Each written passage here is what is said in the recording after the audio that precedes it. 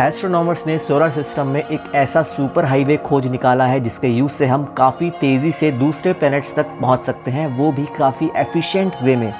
अब आखिर ये हाईवे या पाथ उन्होंने कैसे खोजा, इनमें कौन से प्लैनेट्स का ग्रेविटी का यूज़ करना होगा हमें, और आखिर ये इंटरप्लैनेटरी ट्रैवल के टाइम को किस हद तक कम करेंगे, चलिए पता लगाते हैं, क्योंकि आप देख रहे हैं द टेरेस्ट्रियल टेक।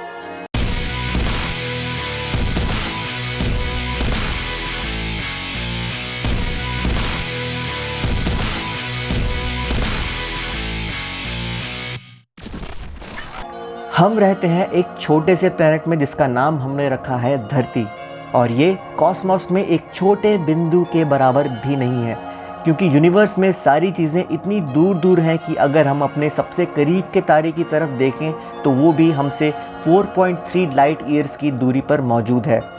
चीज़ों के इतने दूर होने का अंदाज़ा आप इस बात से ही लगा सकते हैं कि भले ही अर्थ से हमें अपना नेचुरल सैटेलाइट यानी मून इतना करीब दिखाई पड़ता है, लेकिन असल में ये इतनी दूर है कि धरती और इसके बीच सोलर सिस्टम में मौजूद सारे प्लैनेट्स आराम से फिट किए जा सकते हैं।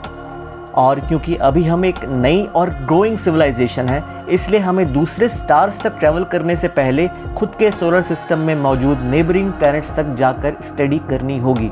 लेकिन ये टास्क भी आसान नहीं है, क्योंकि यहाँ पर सबसे मेन प्रॉब्लम जो आती है वो है इन सब के बीच में दूरी।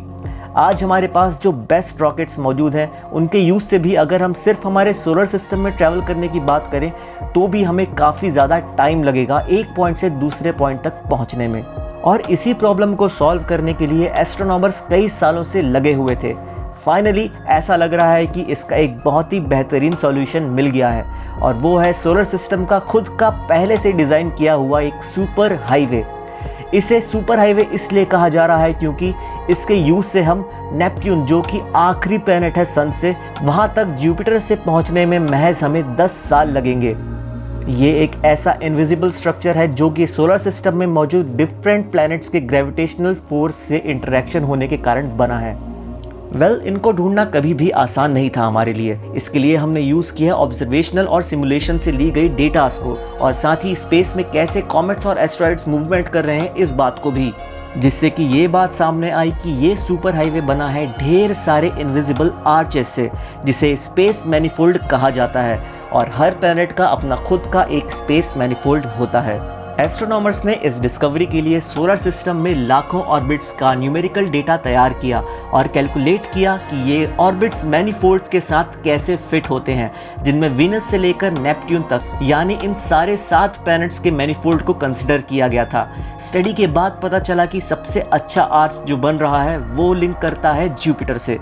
ऐसा देखा गया कि कुछ पार्टिकल्स जो जुपिटर के साथ कोलिजन कोर्स में थे, उनमें से ज़्यादातर एस्केप ऑर्बिट को एक्वायर करने में सफल रहे, और इनमें से कुछ तो यूरेनस और नेपट्यून तक सिर्फ 40 सालों में पहुंच गए, जिनमें सबसे तेज़ था 10 सालों का एक डिस्टेंस को कंप्लीट करने वाला पार्टिकल।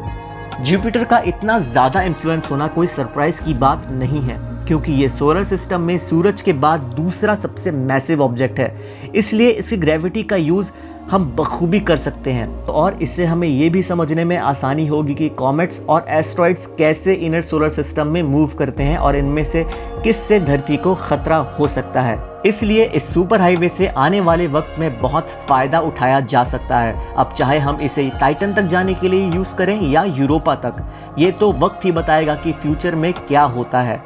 आपका क्या ख्याल है इस सोलर सिस्टम के सुपर हाईवे को लेकर? हमें कमेंट सेक्शन में ज़रूर बताएं। आज के लिए इतना ही। अगर आपको ये वीडियो पसंद आया तो सब्सक्राइब करें हमारे चैनल को, और बेल बटन को प्रेस करना ना भूलें। See you guys in next video.